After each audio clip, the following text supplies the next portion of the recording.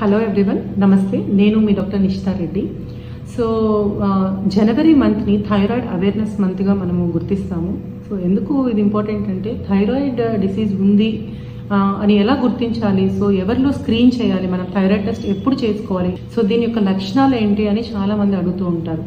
So మనందరికీ తెలిసిందే thyroid అనేది మెడ భాగంలో కింద భాగంలో చిన్న బటర్ఫ్లై షేప్ సీతాకోక చిలుక ఆకారంలో ఉండే చిన్న గ్రంథి, ఎండోక్రైన్ గ్లాండ్.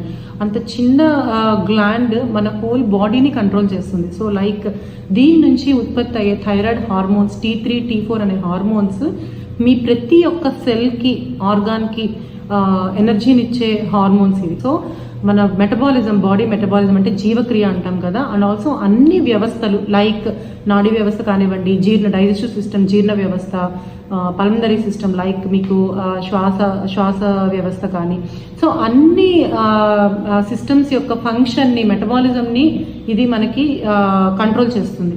సో అంత ఇంపార్టెంట్ ఈ హార్మోన్. సో ఎప్పుడైతే దీంట్లో హెచ్చు తగ్గులు వస్తాయో, లైక్ మనకి థైరాయిడ్ గ్రంథిలో ఏదైనా లోపం ఉండడం వల్ల థైరాయిడ్ హార్మోన్ ఉత్పత్తి తగ్గితే దాన్ని హైపోథైరాయిడిజం అంటాం. సో ఎప్పుడైనా ఇది ఓవర్గా వర్క్ చేసి హైపర్ స్టేట్లో ఉందనుకోండి, లైక్ థైరాయిడ్ హార్మోన్ ఎక్కువ ప్రొడ్యూస్ అయినప్పుడు, థైరాయిడ్ T3, T4 హార్మోన్స్ ఎక్కువ రిలీజ్ అయినప్పుడు దాన్ని హైపర్ థైరాయిడ్ అంటాం.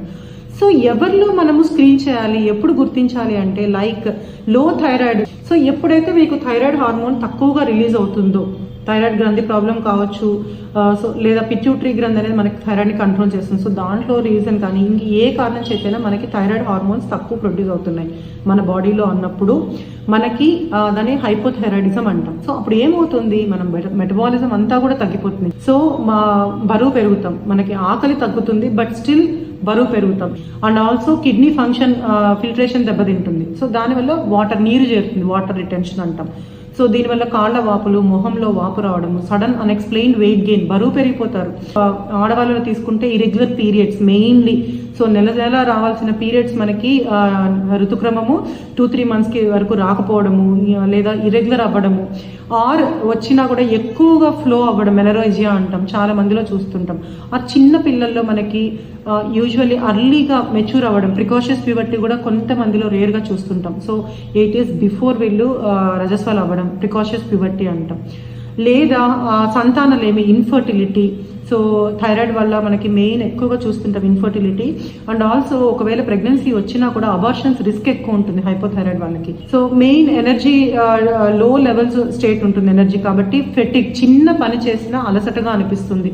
సో నిస్సత్తుగా, లేజీనెస్ మెయిన్ సిమ్టమ్, కామన్గా చూసే సిమ్టమ్ లేజీనెస్, లెథార్జీ అంటాం.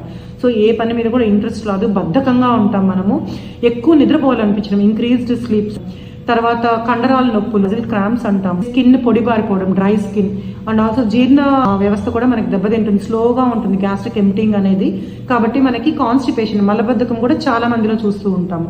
సో ఇవన్నీ కూడా మెయిన్ కామన్గా ఎక్కువగా చూసే లో థైరాయిడ్ సిమ్టమ్స్ అనమాట. అండ్ ఇంకొక కామన్ మిత్ ఏంటంటే థైరాయిడ్ అనేది ఆడవాళ్ళకు మాత్రమే వస్తుంది అండ్ 40 years పైనే వస్తుంది అనేది కామన్ మిస్కన్సెప్షన్. ఎవరిలో అయినా రావచ్చు అండి, చిన్న పిల్లల నుంచి ముసలి వాళ్ళ వరకు ఎవరిలో అయినా థైరాయిడ్ ప్రాబ్లం రావచ్చు. సో పుట్టుకతోనే కంజనిటల్ హైపోథైరాయిడ్ బేబీస్ అంటాం, neonatal babies. So and also మేల్స్లో కూడా రావచ్చు. సో ఉమెన్లో ఖచ్చితంగా 5 times రిస్క్ ఎక్కువ ఉంటుంది, మెన్లో కంటే కూడా, మగవాళ్ళ కంటే కూడా ఆడవాళ్ళల్లో. బికాస్ ఇది ఒక ఆటో ఇమ్యూన్ డిజార్డర్. సో జన్యుపరంగా ఇది మనకి ఆటో ఇమ్యూనిటీ పరంగా మనకి లేడీస్లో ఎక్కువ రావచ్చు, బట్ మగవాళ్ళు కూడా అఫెక్ట్ అవ్వచ్చు. ఏ ఏజ్ గ్రూప్ వాళ్ళైనా కూడా మీకు థైరాయిడ్ బారిన పడవచ్చు.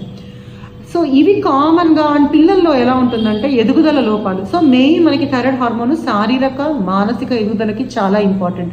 సో ఎప్పుడైతే ఇది తక్కువ పనిచేస్తుందో, మెమరీ కూడా ఇంకొక కామన్ సిమ్టమ్, మెమరీ తగ్గిపోతుంది. సో మనకి జ్ఞాపక శక్తి మీద కూడా దీని ప్రభావం చూస్తుంది. సో చిన్నపిల్లల్లో కూడా ఈవెన్ మనకి చిన్నప్పుడు కన్నా థైరాయిడ్ వస్తే చాలా మనకి మెంటల్ రిటార్డేషన్ అయిపోతుంది. సో మెంటల్ డెవలప్మెంటల్ డిలే ఉంటుంది, మనకి మైల్ స్టోన్స్ కూడా చాలా వరకు డిలే అవుతాయి అన్నమాట. సో వీళ్ళు అండ్ ఎత్తు కూడా పెరగరు, తగినంత హైట్ గ్రోత్ ఉండదు. సో బరువు ఎక్కువ ఉండడము, హైట్ తక్కువ ఉండడం, short stature with obesity. So common cause thyroid, hypothyroidism.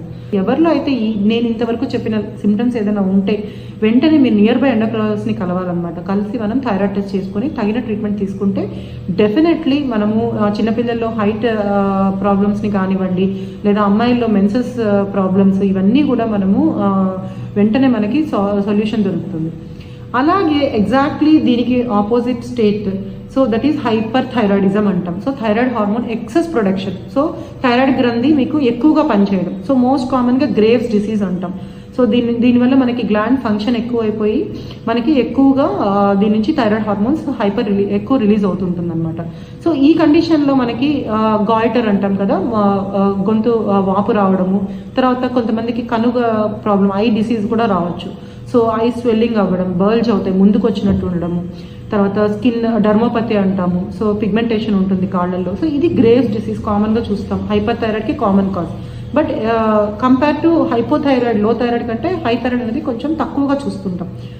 So and also other causes of hyperthyroidism main థైరాయిడ్లో కణతలు ఏర్పడడం. సో సింగిల్ నాడ్యూల్, అది అడినోమా అంటాం, టాక్సిక్ అడినోమా, ఆర్ 2-3 గడ్డలు చిన్న కణతలు ఏర్పడచ్చు, దాన్ని మల్టీ నాడ్యులర్ గాయిటర్ అంటాం. సో వీళ్ళలో ఏమవుతుంది, ఎగ్జాక్ట్ ఆపోజిట్, మెటబాలిజం ఇక్కడ మీకు పెరిగిపోతా ఉంది. సో క్యాలరీస్ కూడా మనకి ఫాస్ట్గా బర్న్ అయిపోతాయి, మనం ఎంత తిన్నా కూడా బరువు తగ్గిపోతుంటాం. సో సిగ్నిఫికెంట్గా వెయిట్ లాస్, తర్వాత ఎక్కువ స్వెట్టింగ్, సో యాంగ్జైటీ, చిన్నదానికి కూడా ఎక్కువ ఆందోళన పడడం, యాంగ్జైటీ అంటాం కదా. సో హైపోథైరాయిడ్లో డిప్రెషన్ కామన్గా ఉంటుంది, ఇక్కడ మీకు యాంగ్జైటీ, స్ట్రెస్ఫుల్ స్టేట్ ఎక్కువగా ఉంటుంది. సో అందరికీ నర్వస్గా ఫీల్ అవడం, హ్యాండ్ షేక్ ఎక్కువ అవడం, షివరింగ్ అంటాం, ట్రెమర్స్ అంటాం. సో చేతులు వనకడము, చెమట ఎక్కువ పట్టడము. సో ఇక్కడ ఏంటంటే డైజెస్టివ్ సిస్టమ్ ఫాస్ట్గా ఉంటుంది, మీకు గ్యాస్ట్రిక్ ఎంప్టింగ్ అనేది తొందరగా జరిగిపోతుంది. హైపర్ డెఫికేషన్ అంటాం, అంటే రోజుకి 1 or 2 times వెళ్ళేది మనం స్టూల్స్ ఒక 5-6 సార్లు ఈజీగా వెళ్తుంటారు అనమాట. సో విరోచనాలు అనము హైపర్ డెఫికేషన్ అంటాం. So menstrual problems, so irregular periods రావడము, సో ఇవన్నీ కూడా కామన్గా హైపర్ ఎగ్జాక్ట్లీ ఆపోజిట్ స్టేట్ అనమాట. అండ్ కొంతమందిలో మనకి ఎలక్ట్రోలైట్ ఇంబ్యాలెన్సెస్ కూడా రావచ్చు, సో పొటాషియం తగ్గడము. సో ఎవరిలో అయితే ఇవన్నీ కూడా సిమ్టమ్స్ ఉన్నాయో, వెయిట్లో బరువు తగ్గిపోవడము, పీరియడ్స్ ప్రాబ్లము, తర్వాత ఎక్కువగా గుండె దడగా అనిపించడము, సో పాల్పిటేషన్స్, గుండె దడ, నర్వస్నెస్, ఇవన్నీ ఉన్నప్పుడు ఖచ్చితంగా మీ నియర్ బై ఎండోక్రైనాలజిస్ట్ని కలిస్తే థైరాయిడ్ టెస్ట్ చేస్తామన్నమాట. సో అండ్ కామన్గా చూసేది గొంతు కింద వాపు గమనిస్తారు చాలామంది. మనము నోటీస్ చేస్తే చాలామంది కొంచెం లేట్గా రికగ్నైజ్ అయ్యి వస్తుంటారు, థైరాయిడ్ స్వెల్లింగ్, గాయిటర్స్ అంటాం. సో ఈ గాయిటర్స్తో కూడా మా దగ్గరికి ప్రెజెంట్ అవుతూ ఉంటారు. సో ఎవరిలో అయినా కూడా మీకు నెక్ బల్జ్ ఉంది, స్వెల్లింగ్ ఉంది, అది డిఫ్యూజ్గా మొత్తం వాపు ఉండొచ్చు, దాన్ని గాయిటర్ అంటాము. లేదా ఏదైనా చిన్న కణతలాగా మీరు అద్దం ముందు నిల్చుకొని చూసుకున్నప్పుడు కానీ, మింగేటప్పుడు, మెయిన్ వాటర్ తాగేటప్పుడు మీకు ఏదైనా గ్లాండ్ ఒక చిన్న స్వెల్లింగ్ మూవ్ అయినట్టు పైకి కిందికి అనిపిస్తే అది మోస్ట్లీ థైరాయిడ్ అయి ఉండొచ్చు. సో నార్మల్గా కొన్ని లింఫ్ నోడ్స్, సిస్ట్లు కూడా ఉండొచ్చు నెక్లో, కానీ మనము మింగేటప్పుడు మీకు కదులుతుంది పైకి కింది కంటే, అది మోస్ట్లీ థైరాయిడ్ స్వెల్లింగ్ అయి ఉండొచ్చు. సో అలా మీకు అనిపించినప్పుడు కూడా మీరు నియర్ బై ఎండోక్రైనాలజిస్ట్ని కలవాలి. సో ఇవన్నీ కూడా ఎవరిలో అయినా ఈ సిమ్టమ్స్, నేను ఇంతవరకు చెప్పిన లో thyroid symptoms, hyper thyroid symptoms ఉంటే డెఫినెట్లీ మీ నియర్ బై ఎండోక్రైనాలజిస్ట్ని కలిసి తగిన టెస్ట్ చేసుకొని, సో అర్లీగా మనం డిసీజ్ డిటెక్ట్ చేసి ట్రీట్మెంట్ తీసుకుంటే ఏ ప్రాబ్లం ఉండదు. Thank you.